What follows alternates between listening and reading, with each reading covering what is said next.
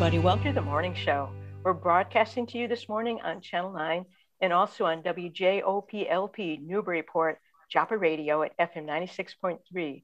We're also live streaming on Newburyport Community Media's YouTube channel at ncmhub.org.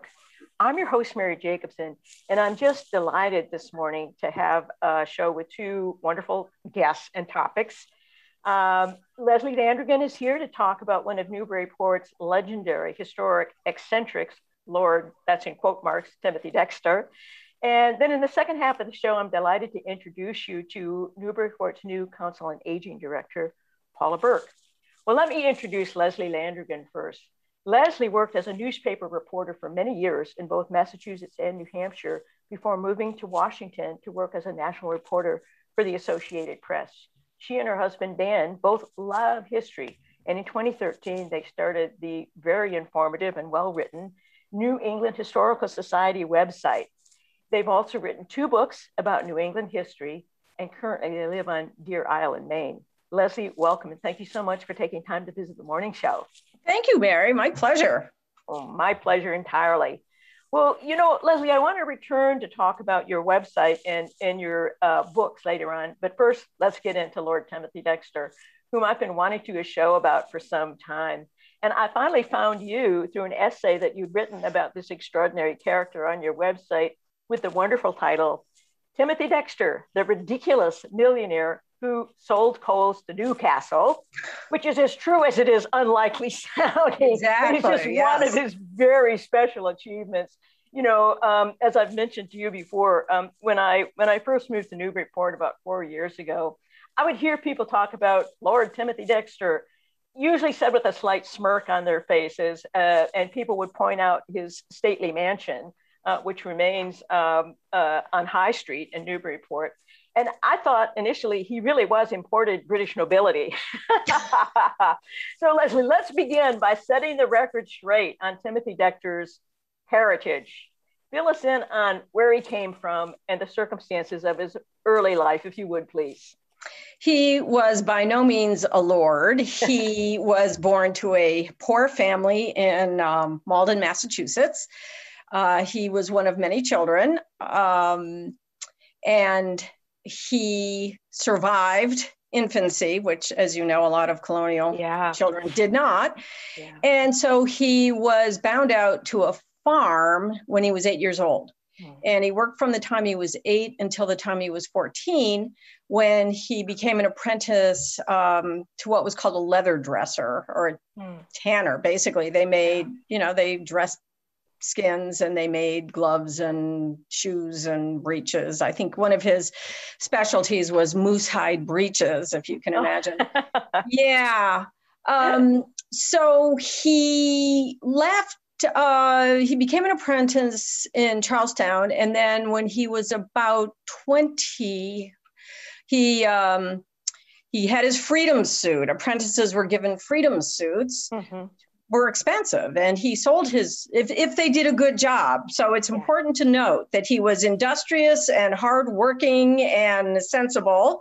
So he got his freedom suit and he sold it, and with the money he went to Newburyport, which at the time was a booming town. There were, I believe the year that he arrived in Newburyport, there were 70 ships being built. Wow. Yeah. Yeah. So if you were an artisan or a tradesman, you headed to Newburyport because there was a lot of work there. And he worked hard and he married a woman who had some money. She was a widow with 4 children. And over the next 20 years or so, he had a little shop in her house. And she had a shop too, and they saved their money. And then he began to speculate in continental currency. Yeah, and well, which we'll return to, because it was also an unlikely, like coals to Newcastle, unlikely investment at the time. But, you know, it's a hard scrabble upbringing then. You know, hardly a noble birth, hardly privileges and advantages to start out his life. It sounds as though he did work really hard from childhood, really on. And he must have been pretty good at what he did, because he got the freedom suit.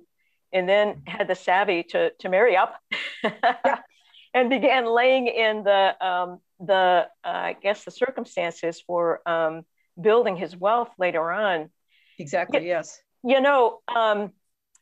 Leslie, there are so many stories about how he was able to make profit off the sketchiest and the most improbable of circumstances. And the underlying question, I think, about Timothy Dexter is, was he the luckiest man alive, or was he actually just shrewder than others? But let's talk about some examples of that before we try and address that question. Acknowledging that as I present these to you, they sound like the setups for a riddle or the punchline to a joke. Yes, they do. But let's start with the continental currency. Could you tell us about, what he bought and why it would have been seen initially as a really terrible investment, and how it worked to his advantage after all? Well, yeah, during the American Revolution, in order to pay for the war, continental currency was issued. And this gets very complicated, and I don't understand it. I think the only person who does is Henry Adams. But aside from that, and he's not available. No, exactly. The states issued money. The Continental Congress issued money. But after the war, it became worthless. It was paper, and it was not redeemable for gold. And so revolutionary soldiers, for example, have been paid in this continental scrip. And it became more and more worthless. Mm-hmm. And Timothy Dexter had a hunch that this worthless currency would someday be worth something. And he was right. Alexander Hamilton basically reorganized the financial system of the United States. He created a central bank. He assumed all the states' debts, and he said, hey, voila, this continental currency is suddenly redeemable. And wow. Timothy Dexter was suddenly overnight a millionaire. Wow. And this was the seminal moment in his life, really, with a continental currency. It was a time in Newburyport where, as Newburyport's own John P. Marquand pointed out, the rich people were suddenly poor because their money was worthless and privateering was over, and Timothy Dexter was rich. And he also, Marquand believes, and I think this is probably true, he also became unmoored because he had spent this would have happened in 1791 or 1792. He had spent his whole life leading a pretty disciplined routine. And all of a sudden he had all this money. And, we've all heard this story before.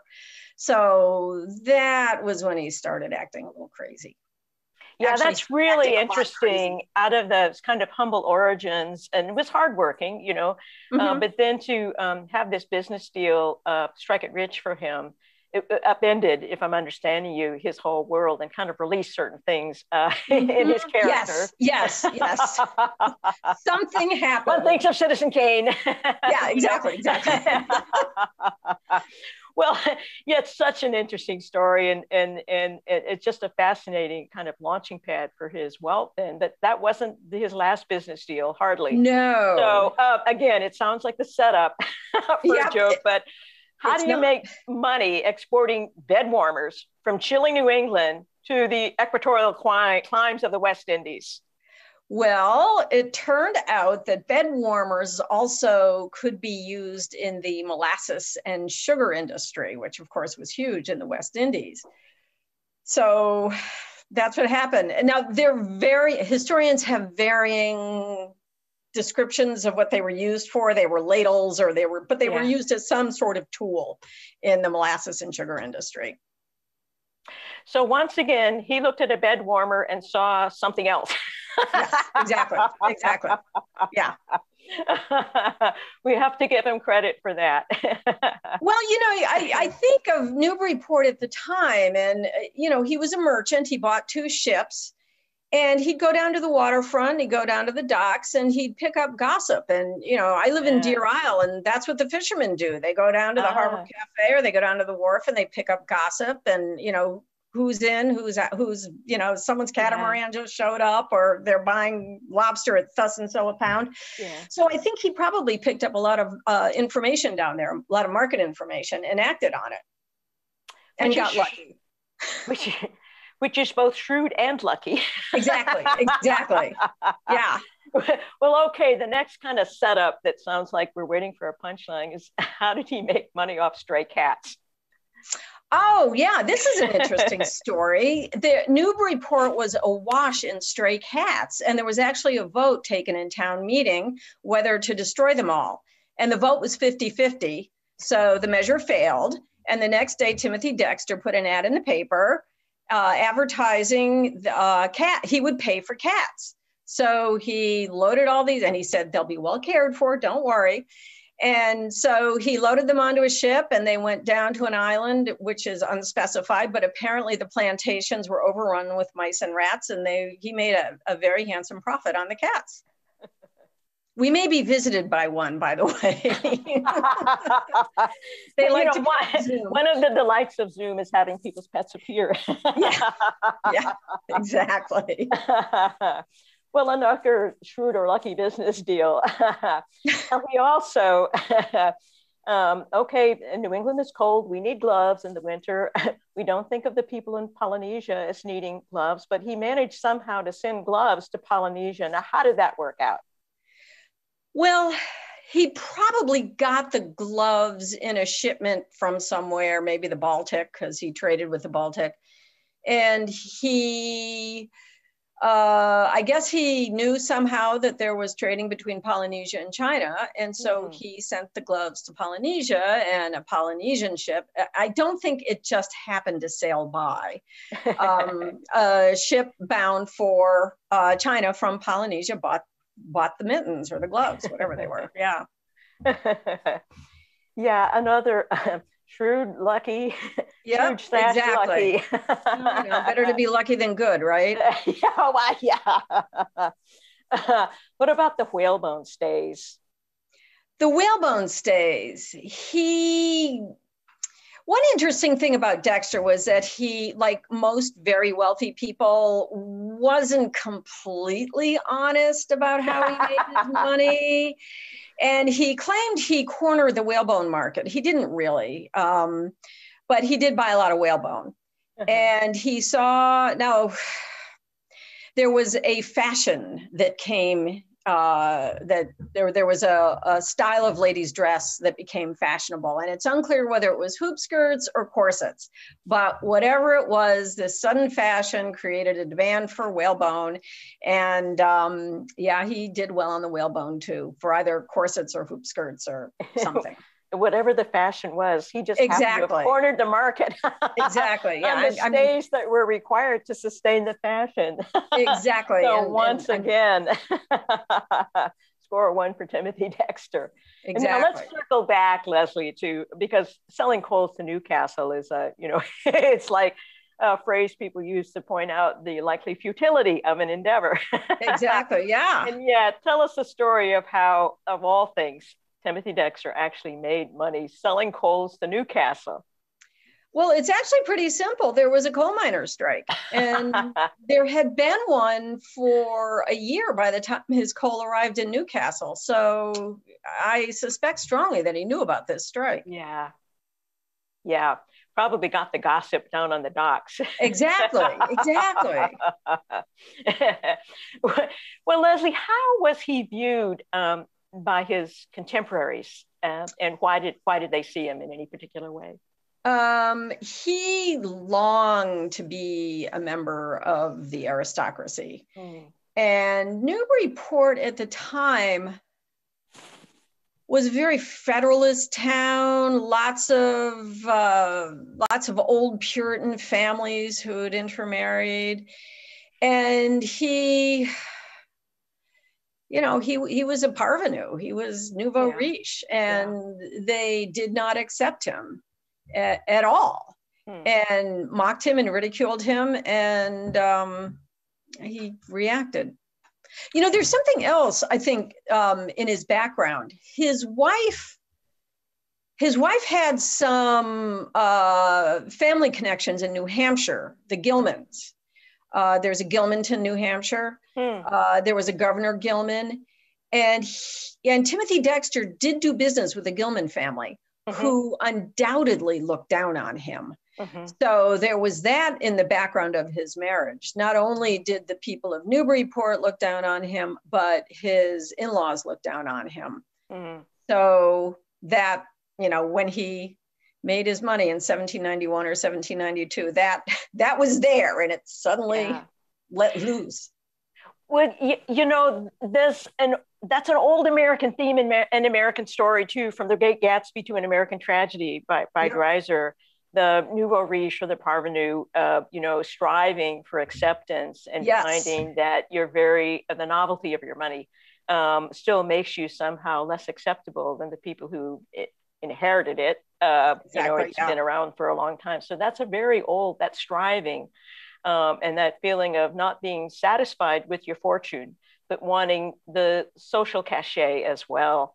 So he's a very American story, and yet he chose a British title for nobility. So I'm very curious to find out how did his lordship acquire his title, and did people think it was true? Anybody at the time? No, he actually got ticked off in Newburyport and bought a country estate in Chester, New Hampshire, where you know, he didn't have a past, and he started calling himself the Earl of Chester. Now, this was a time in American history, though. The country was very young, and people didn't know what direction it was going in. Thomas Jefferson had not been elected yet. You know, John Adams, the Federalist, was president, and there were plenty of people who thought that America would develop an aristocracy the way England did. It didn't happen. But, you know, I guess Timothy Dexter figured he'd get ahead of the curve and call himself Lord Timothy Dexter.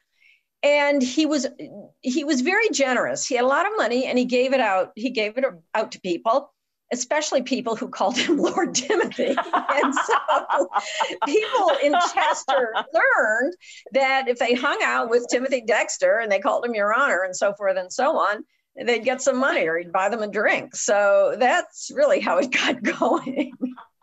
That is such a wonderful story. It's great.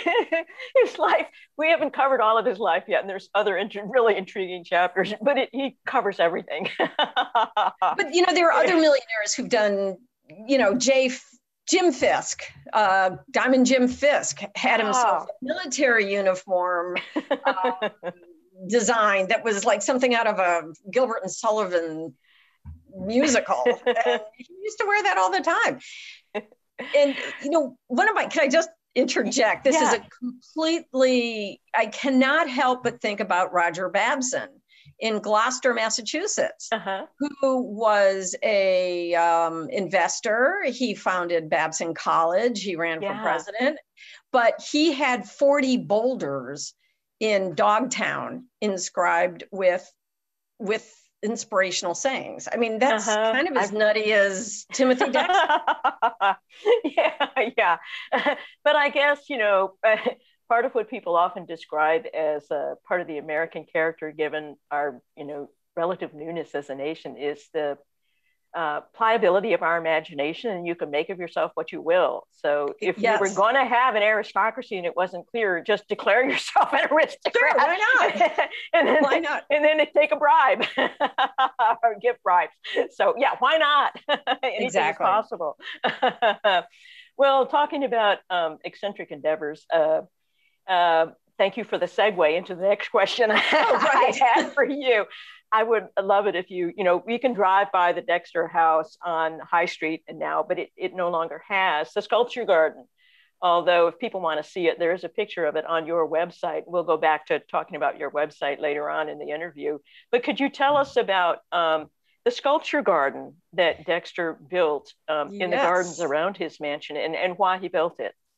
He wanted, well, I think it was an attention-seeking ploy, but he built, I guess he thought, well, if you're rich, you know, you do something ostentatious. So he hired a ship carver, someone who carved figureheads on ships. I forget what they're called. The masthead? Yes. Yeah. And he had a magnificent fence built around the house and this big wooden arch, like the Arc de Triomphe. And he had his carver make these giant wooden sculptures. On the arch were the first three presidents of the United States, but he called them the greatest characters of the world. So he had a Native American sachem. He had Solomon, Louis XVI, William Pitt, which is the only surviving one, actually. All these, you know, great figures. Napoleon was one of his favorites. And they were mounted on 15-foot high pedestals. And people could come by and see them. And one of the funniest things about them was that when he would change who they were painted in colored paint. So one day Napoleon, you know, might be Napoleon. The next day he might be King David. Because you mean the same statue? He would just the same statue. He'd change. Yeah. And he had gardens, and he actually had his own tomb built with a solarium over it. So yeah, because he could. Exactly. So it sounds like quite a spectacle, and I'm sure that if the driver for that was to get attention, it must have garnered him a good bit of attention. Yes, because I can't imagine there was anything else like it anywhere nearby, or perhaps anywhere. No.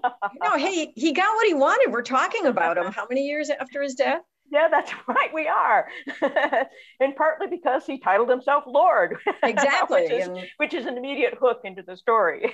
So, well, can you tell us? I mean, obviously the statues are no longer there. What happened to them? Do you know? They most of them blew down in the storm of 1815. Okay.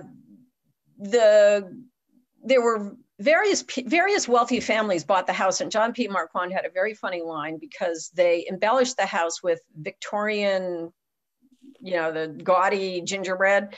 And he said it really got hard to tell where Dexter left off and the Victorians and the Victorians started.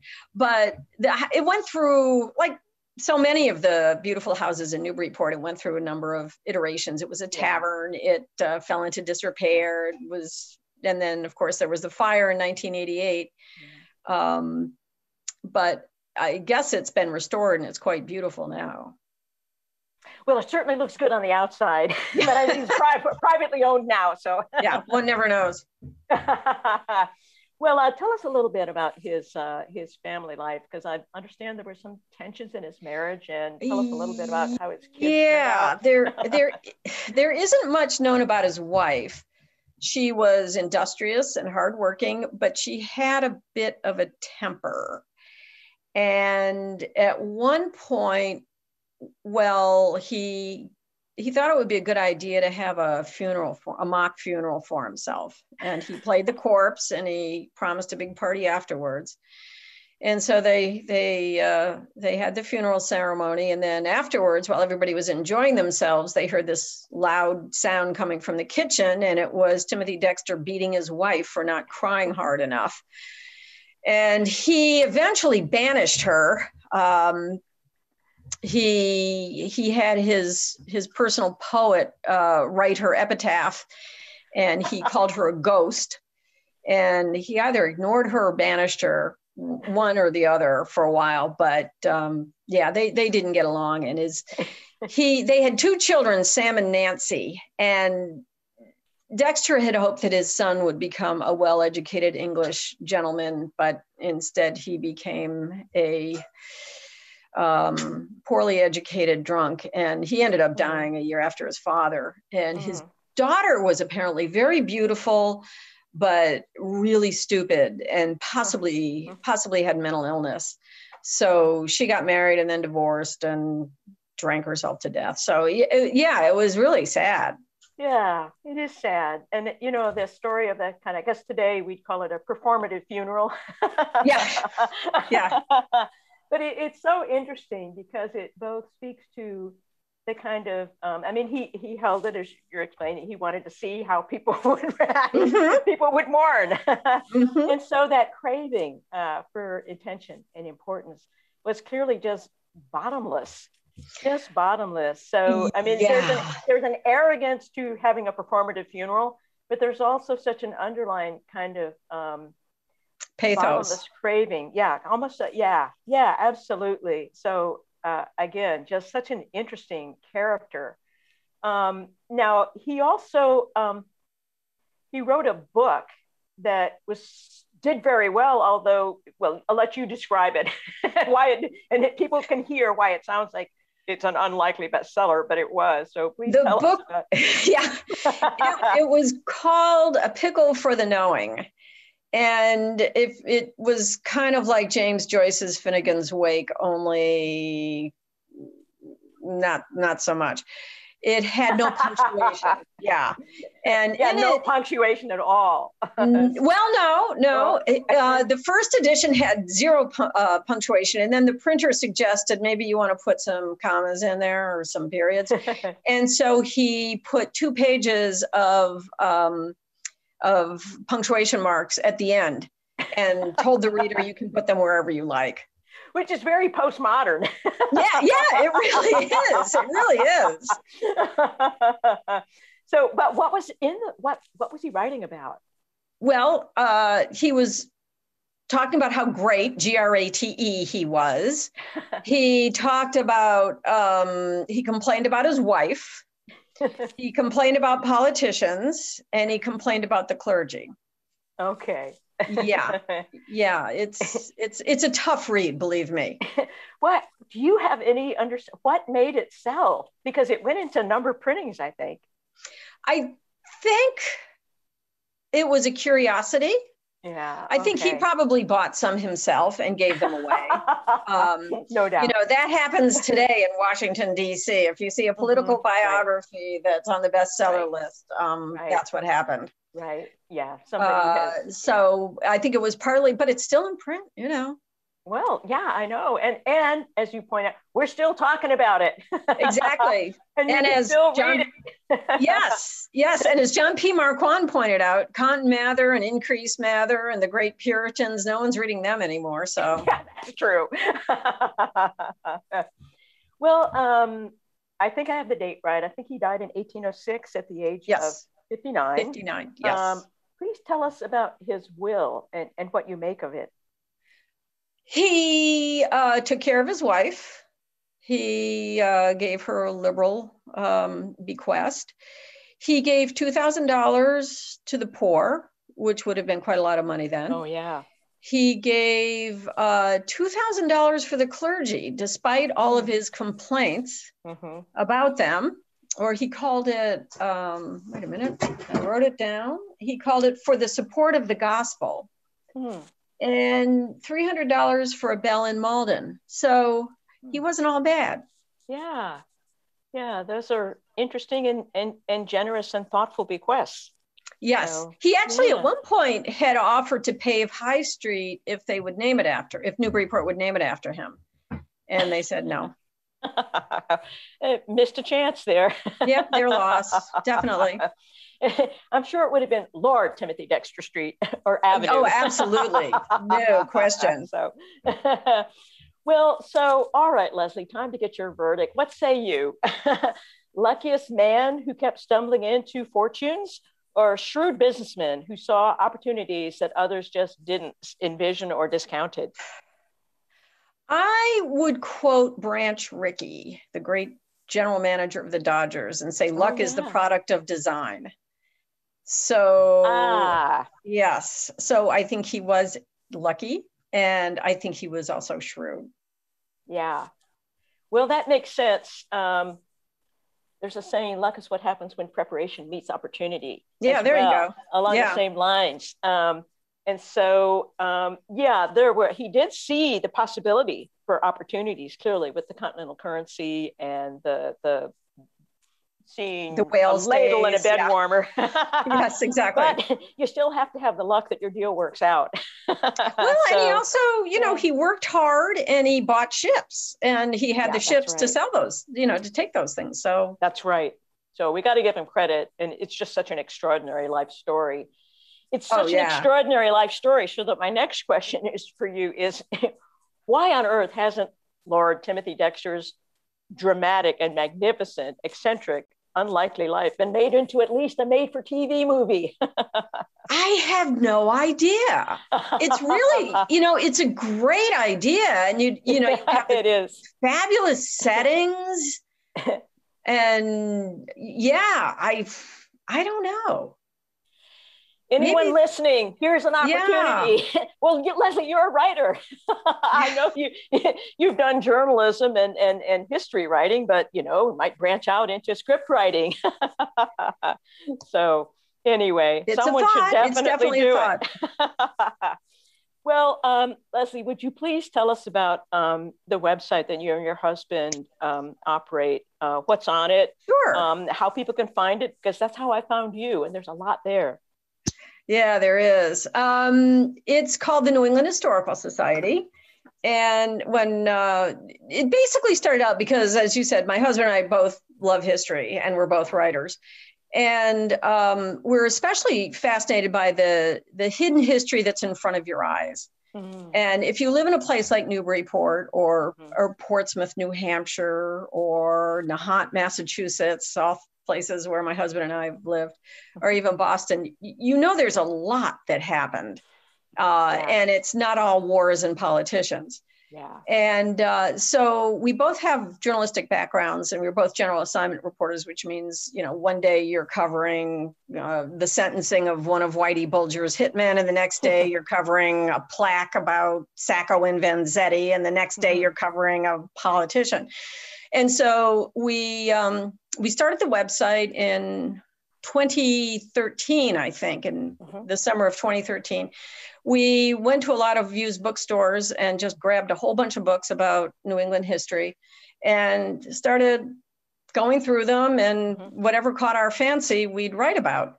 So our first month, we had 490 visitors. I think they were mostly family and friends, but it's kind of grown beyond our expectations. And we now get about, we've had 10 million visitors. We get about, we average about 8,500 people or views a day. Wow, that's impressive. It's and it's, if we didn't really enjoy doing it, we probably wouldn't have kept it up. Right. But and one of the things we learned very early on is that people don't have a lot of interest in old white male politicians.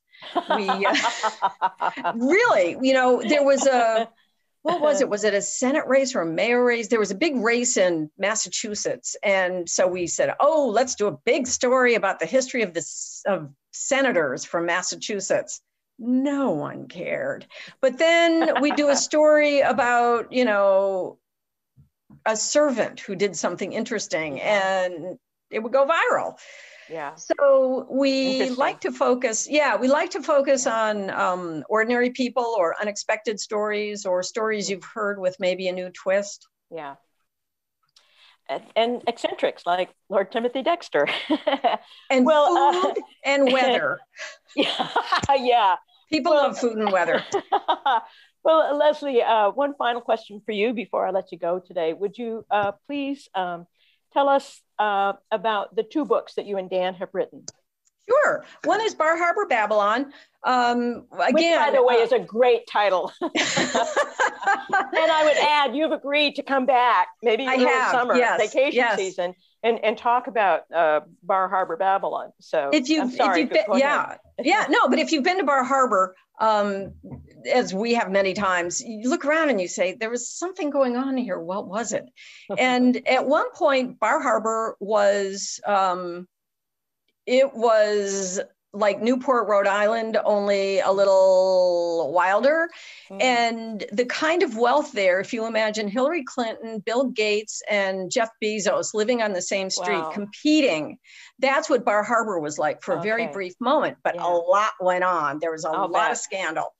And so we found the juiciest ones and wrote about them.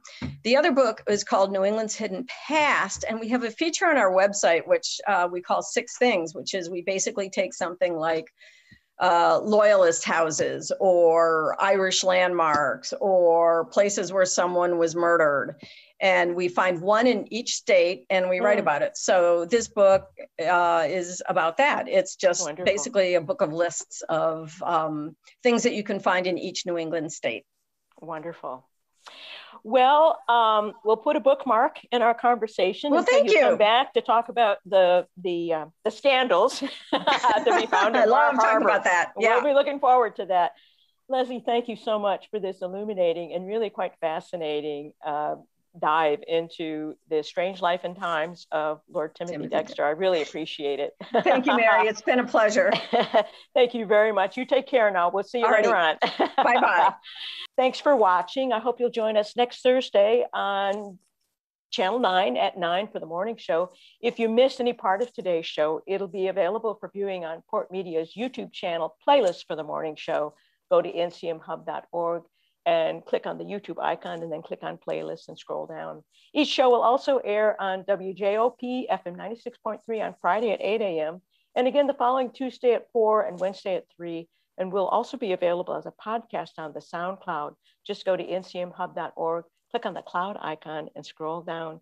Thank you for watching or listening, everybody. Take care. See you next week. Bye-bye.